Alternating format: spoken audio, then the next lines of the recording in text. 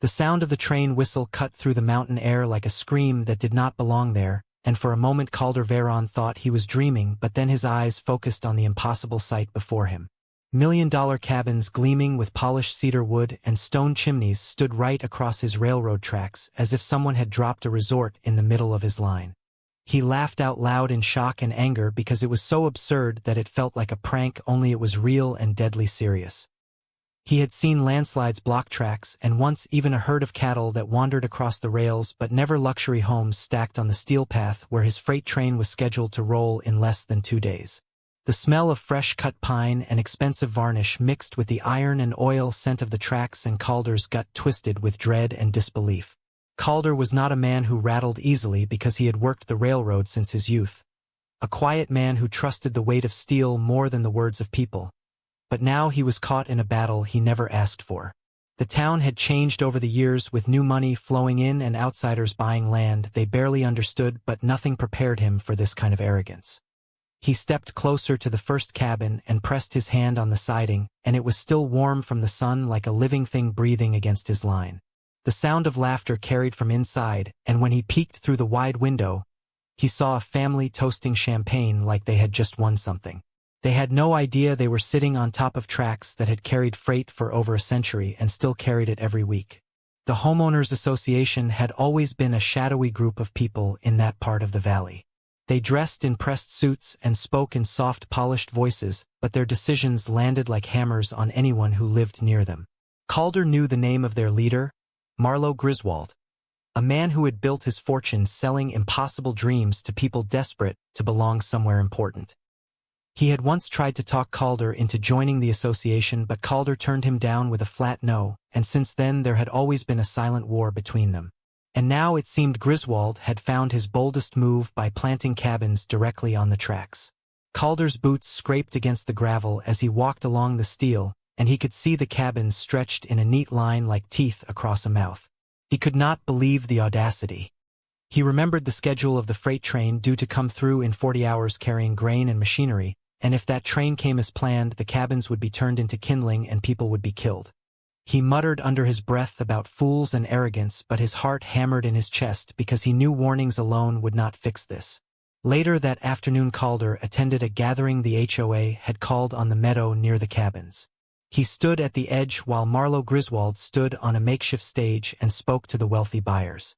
Griswold's voice carried like honey, smooth and false, as he promised them a piece of paradise untouched by noise or industry. Calder interrupted him and shouted that this was railroad property and the tracks were active, but Griswold only smiled with cold amusement. He called Calder a relic and accused him of trying to scare investors away. The crowd laughed at Calder's warning, and some even clapped Griswold on the back as if he had won the debate. One woman stepped up to Calder after the gathering. She wore diamond earrings that flashed in the sun and held a flute of champagne. Her name was Eleonora Quist, and she looked him up and down with scorn. She asked if he was jealous because he had to live in a shack while they lived in palaces. Then she deliberately tilted her glass and poured champagne down onto his boots before walking away with a smirk. Calder clenched his fists but said nothing because anger would only give them more reason to mock him. Still, the humiliation burned deeper than the liquid soaking into his leather. That night Calder could not sleep. He sat at his kitchen table staring at the old railroad maps pinned to his wall.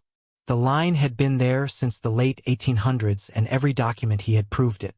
But somehow Griswold had convinced the county office to erase the tracks from certain public records, replacing them with parcels of land that could be sold to outsiders. Calder traced the red ink of the line on his map with one finger and whispered that the steel remembered even if the papers lied. He felt the weight of history pressing down on him, and he swore he would not let them bury it under cabins and cocktails. In the morning, he walked the tracks again with fresh determination. He placed red flags at intervals along the line in front of the cabins, a warning signal for any train crew approaching. He knew it would not be enough to stop the disaster, but it was the best he could do alone for now.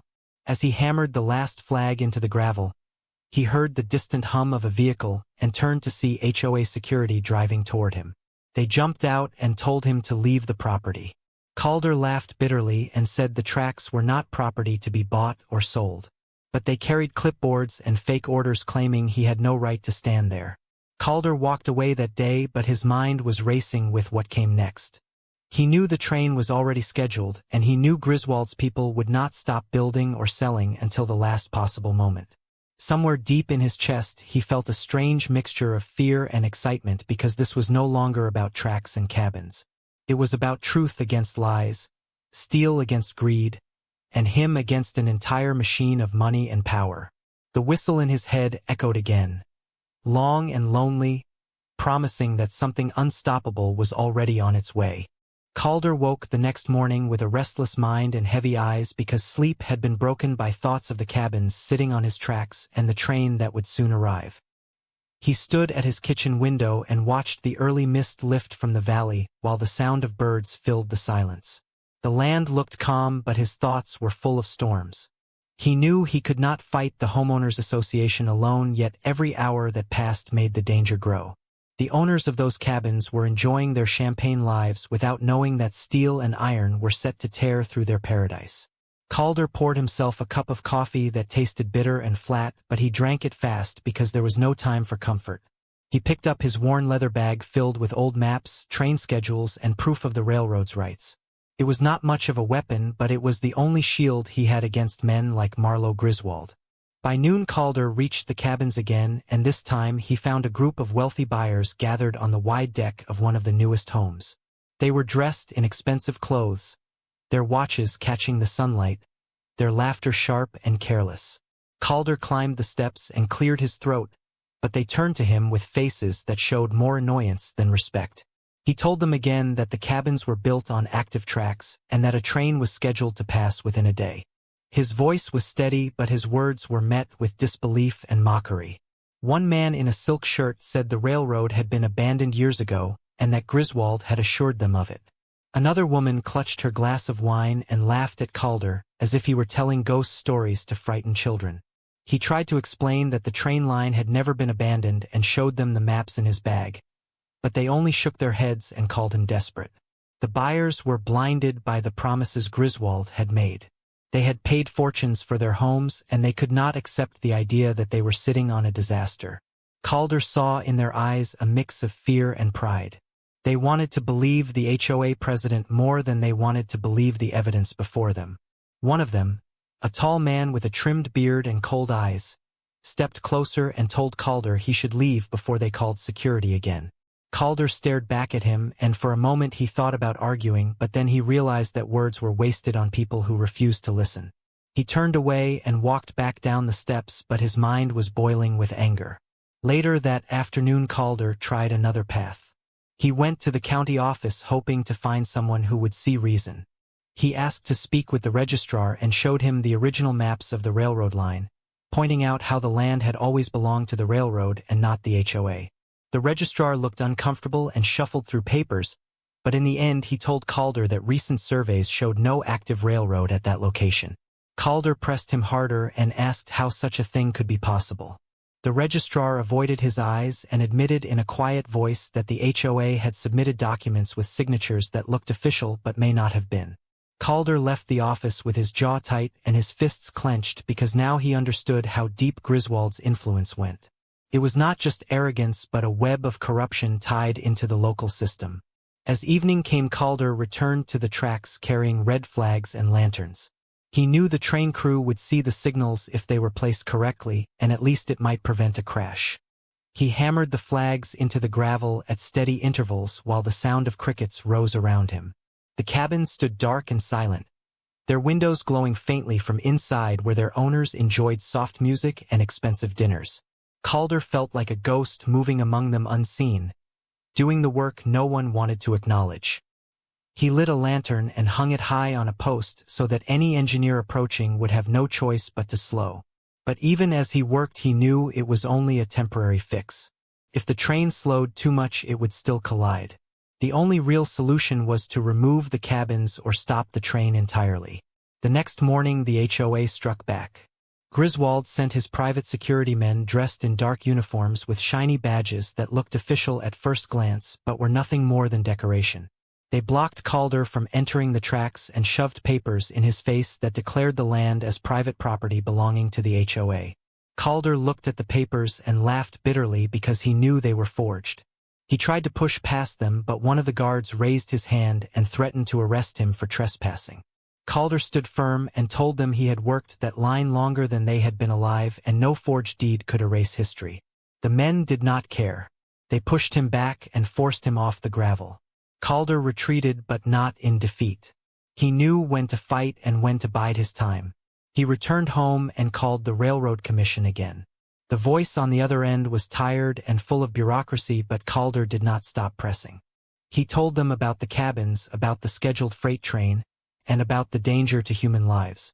At first they treated it like another complaint, but as Calder raised his voice and repeated his words with cold precision, the official promised to send someone for inspection.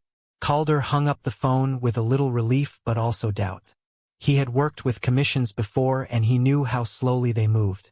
Time was not on his side. By evening Calder sat in his chair with maps spread across his table again.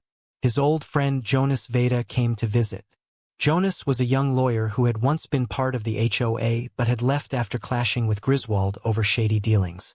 Jonas listened to Calder's story and his eyes grew dark with anger. He said he had always suspected Griswold of bending laws and paying off officials but never had proof this bold. Calder showed him the forged surveys he had managed to copy from the county office. Jonas leaned forward and whispered that this might be the weapon they needed. Calder felt a flicker of hope, but he also knew hope was fragile. The night ended with both men sitting in silence, each lost in thought about the coming day. The train was drawing closer with every passing hour and the cabins still stood like stubborn monuments on the rails. Calder looked out his window at the dark valley and could almost hear the rumble of iron wheels in the distance. He thought of the whistle again, long and sharp, cutting through the arrogance of men. He whispered to himself that when steel moved nothing could stand in its way. Yet for now it was him against a wall of money, lies and blind pride. He did not know how the story would unfold, but he felt in his bones that the next 40 hours would decide everything. The valley air grew heavy as the day of the scheduled train drew closer and Calder Veron felt every second tick like the beat of a drum. He spent the morning walking the tracks again, staring at the cabins that sat on them like stubborn giants daring the railroad to move them. He could almost hear the steel wheels screaming already and it made his chest tighten. The owners of the cabins still treated it all like a joke. They wandered their porches with coffee mugs and laughter, snapping pictures of sunsets and trees, ignoring the red flags Calder had planted along the line. They told each other stories about how Griswold had promised them safety and how the railroad was just a relic of the past. Calder knew their laughter would vanish the moment the ground began to shake under the weight of the approaching freight, but by then it might be too late. Jonas Veda arrived with papers tucked under his arm and a grim look on his young face. He had been digging into the county records through his contacts, and what he found was worse than Calder expected. Griswold had bribed a clerk to alter maps and erase the line in certain legal documents, making it appear that the railroad had been abandoned. The forged papers were slick and convincing, the kind that a judge might not question at first glance. Calder's hands tightened into fists when he saw them because it meant the fight was not just about steel, but about lies wrapped in seals and signatures. Jonas told him the only way to prove the truth was to get the Railroad Commission on site fast, but bureaucracy was slow and the train was already on its way. By mid-afternoon Calder heard the distant hum of a horn from far down the line. It was not the train yet, but a signal from the yard confirming departure. His heart sank because it meant the freight was rolling toward them and nothing was going to stop it unless someone acted now. He looked at Jonas, who nodded with quiet determination. Calder grabbed a set of lanterns and signal flares from his shed, and together they rushed to the tracks. As they worked to set up emergency markers, a pair of SUVs pulled up and Griswold stepped out dressed in a crisp suit with sunglasses covering his cold eyes. He was flanked by his security men, who carried themselves like soldiers, though Calder knew they were nothing more than hired muscle. Griswold walked slowly toward Calder with a smile that did not reach his eyes. He told Calder that the railroad was finished and that the future belonged to those who had vision. He waved his hand at the cabins as if they were his crown jewel and then leaned closer to Calder and whispered that men like him were fossils who should step aside. Calder did not move. He told Griswold that a train was coming and that if he did not evacuate the cabins, blood would be on his hands. Griswold laughed softly and turned to the wealthy buyers who had gathered around to watch the confrontation. He told them Calder was a bitter old man trying to scare them because he hated progress. The crowd clapped and cheered for Griswold, and Calder felt rage boil inside him. Jonas tried to speak, waving the forged papers he had uncovered. But Griswold snapped his fingers and the guards shoved him back. The buyers saw none of it as wrong. They only believed what they wanted to believe. Night came and Calder sat near the tracks with his lanterns glowing faintly in the dark. He knew the train was less than a day away now. Jonas sat beside him, nursing a bruise from the shove he had taken earlier. They spoke little because words felt empty against the soundless pressure of the mountains and the ticking clock. Calder stared into the dark and imagined the rumble of iron, the way the ground would shake, the sparks that would fly if steel met wood. He thought of the families inside the cabins, sleeping without a clue, and he felt torn between anger and pity. He hated their arrogance, but he did not wish death on them. The next morning the sound came. A low, deep vibration carried through the ground before the whistle echoed over the valley. The train was coming faster than Calder had hoped. He jumped to his feet and waved his lantern high, signaling down the line, though he knew the engineer might not see it in time. Jonas shouted for him to move away, but Calder refused. He planted himself on the tracks and swung the lantern back and forth with all his strength. The cabins loomed just ahead, their wooden walls bright in the sunlight, and Calder's heart raced as the massive freight appeared around the bend, its engine roaring like a beast that could not be tamed. The engineer spotted the signals and pulled the brakes, but the train was heavy and the tracks were steep. Metal screamed against metal as sparks flew from the wheels. The freight slowed, but not enough. Calder could see the sweat on the engineer's face through the cab window as the machine struggled to stop. The buyers came rushing out of their cabins in panic now, no longer laughing, no longer holding champagne. They screamed and scattered as the train barreled toward them. At the last possible moment, the freight screeched to a grinding halt inches from the first cabin. The earth shook and the sound was deafening. Silence followed, broken only by the hiss of brakes and the frightened cries of those who finally understood. Calder dropped to his knees, chest heaving, because he knew how close death had come. Jonas helped him to his feet, and together they walked toward the engine.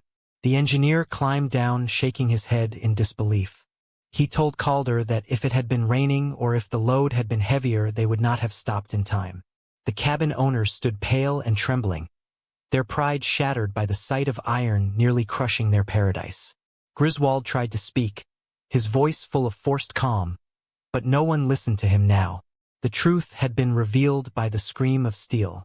Calder took that moment to push forward. He pointed at the forged papers Jonas carried and shouted for all to hear that Griswold had lied to them. He explained how the maps had been altered, how the deeds were fake, how the county office had been corrupted. Jonas added his own words, citing legal codes and past cases, his voice strong despite his bruises. The crowd of buyers turned on Griswold, shouting questions and demands. Griswold tried to smile, but sweat rolled down his forehead and his guards shifted uneasily. The sheriff arrived then, called by the noise, but instead of helping Calder, he sided with Griswold and tried to order him off the property. Calder's heart sank, but Jonas whispered not to give up because now the Railroad Commission could no longer ignore what had happened. The near crash had made the situation impossible to bury. That evening Calder and Jonas gathered what evidence they had and prepared for the arrival of the commission. They knew Griswold would not back down without a fight. The sheriff might still cause trouble. The buyers were now angry and desperate, willing to sue anyone to protect their money. The valley had turned into a battlefield of greed, lies, and fear. Yet Calder felt something different in his chest now. He felt a spark of hope because the train had not only stopped just in time, it had also shattered the illusion Griswold had built. Steel had spoken louder than lies, and for the first time the truth was visible to all. The morning after the near crash, the valley was restless like a hive that had been struck with a stick. News of the train stopping inches from the cabins had spread quickly, and the buyers no longer sipped their wine in peace. They stood in clusters whispering to each other, some angry, some frightened, all of them unsure what to believe anymore. Griswold tried to gather them under his voice again, promising that everything was under control, but the cracks in his calm smile were clear. Calder watched from a distance with Jonas at his side, and he could feel that the balance of power was shifting. The illusion Griswold had built was trembling, but he was still dangerous because desperate men with money and influence often fought hardest when cornered. Later that day, 2 officials from the Railroad Commission arrived in a dark sedan. They wore plain suits and carried clipboards, but their presence carried weight that even Griswold could not dismiss. Calder felt a rush of relief when he saw them step out because he knew the commission had the power to make final decisions.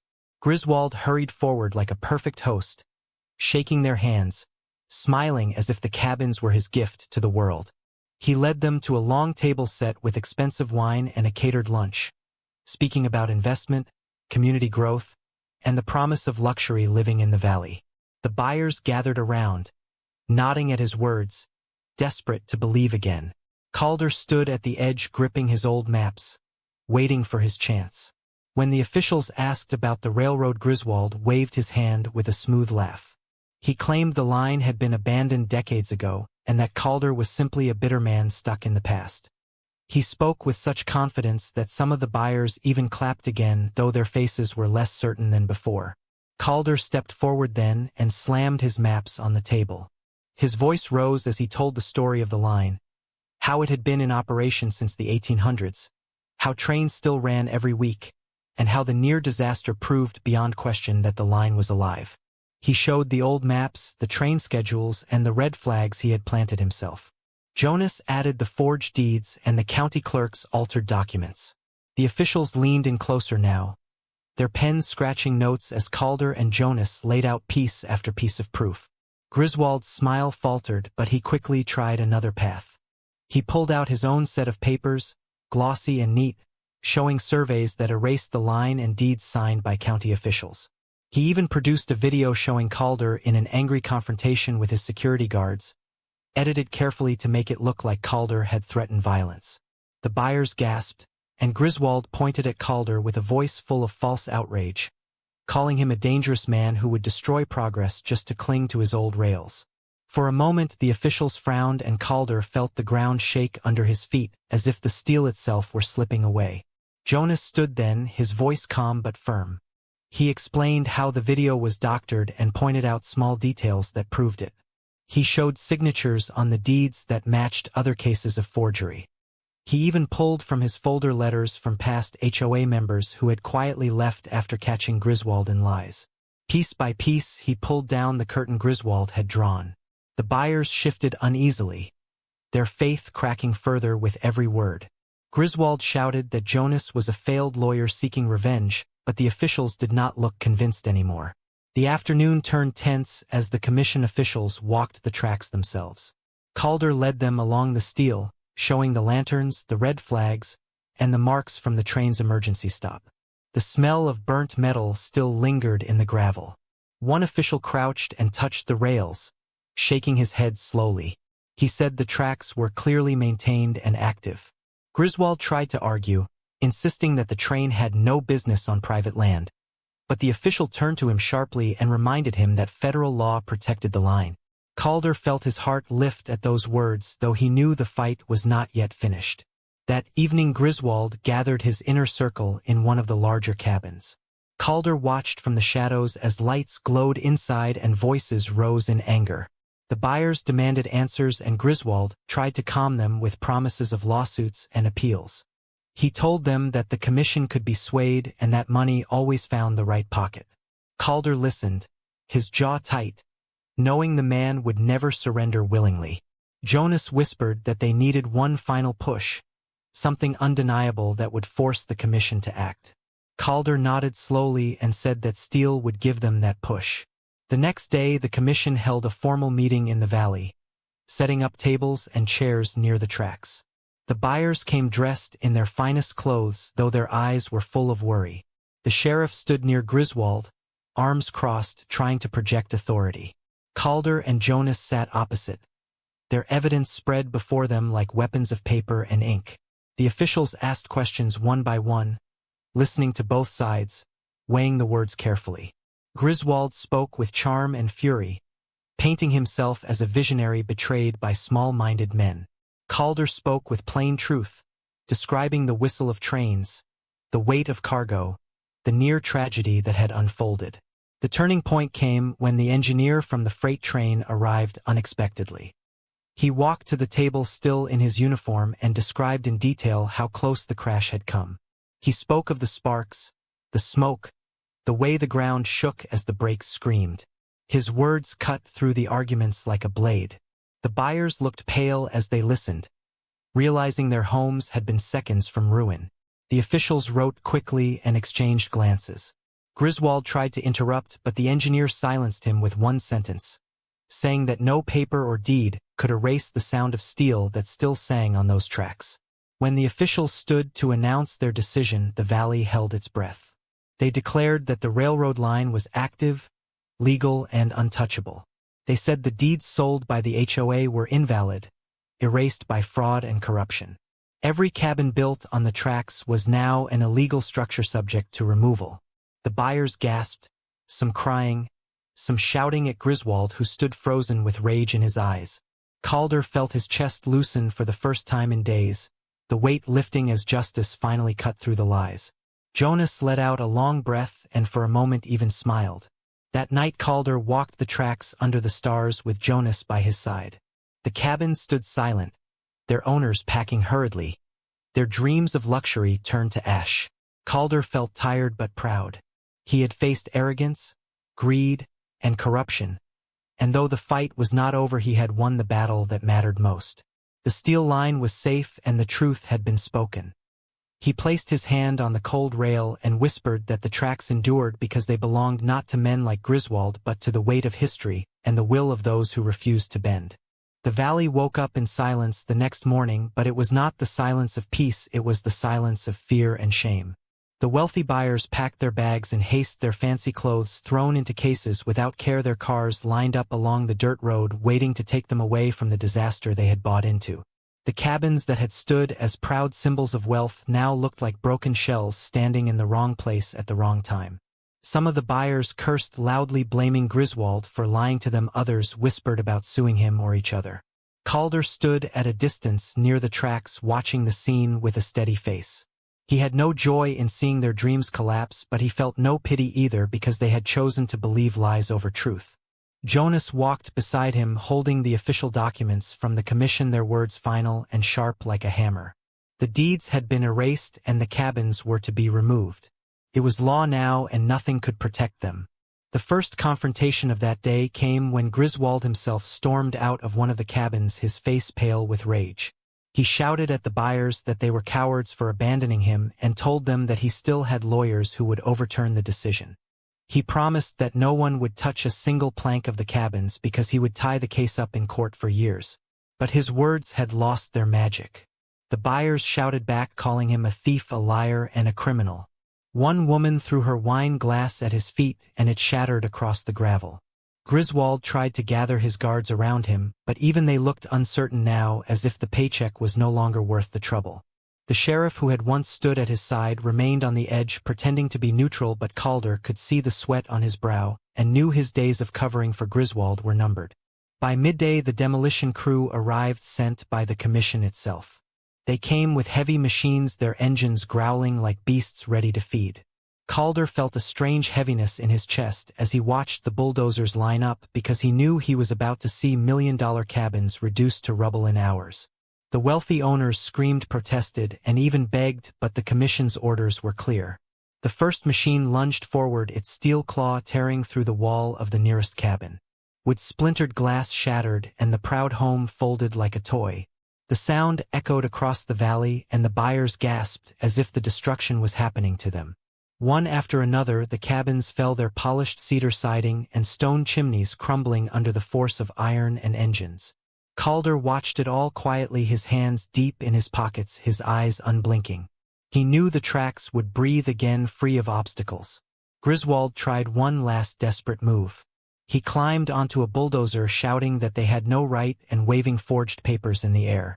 The crew refused to listen and the officials ordered him down. When he refused, they pulled him off and dragged him away while he screamed curses at Calder, promising revenge. His voice cracked and his suit tore, and for the first time Calder saw him not as a powerful enemy but as a man stripped of his illusions. The buyers turned their backs on him, some spitting on the ground as he passed. Jonas stood close to Calder and said quietly that the law had caught up at last. Calder nodded but kept his eyes on the machines. As the sun sank behind the mountains, the cabins were nothing but piles of broken wood and stone. The tracks stretched clear once again, shining faintly in the fading light. The ground smelled of oil and dust, and the air felt lighter, as if a burden had been lifted from the valley. Calder walked along the rails, slowly running his hand over the steel, and listening to the faint hum of the line, as if it were alive again. He remembered the near crash, the whistle, the sparks, the panic, and he whispered to himself that it had all been worth it. The line endured, and that was all that mattered to him. Jonas walked beside him, saying that Griswold would face investigation not only for the forged deeds but also for bribery and corruption tied to his larger empire. The commission had opened a deeper inquiry, and more names were likely to fall with him. Calder said little, but inside he felt satisfied. The following week trains ran again through the valley, their whistles long and proud echoing through the trees. Locals came out to watch, some cheering, some wiping tears, because the steel had always been part of their lives. Calder stood near the bend where the cabins once stood, now just open ground, and he felt a peace he had not felt in years. He tipped his hat as the engine roared past, carrying grain and steel across the land. The engineer waved and Calder raised his hand in return. He thought of how close it had come to ending and how greed had almost buried the line under wood and lies. He thought too of how quickly arrogance could fall when faced with the weight of truth. One evening Jonas came to Calder's home with a bottle of whiskey. They sat on the porch watching the twilight settle over the valley. Jonas told him that lawsuits were already flooding in from the buyers against Griswold and against the county, but none of them would touch Calder.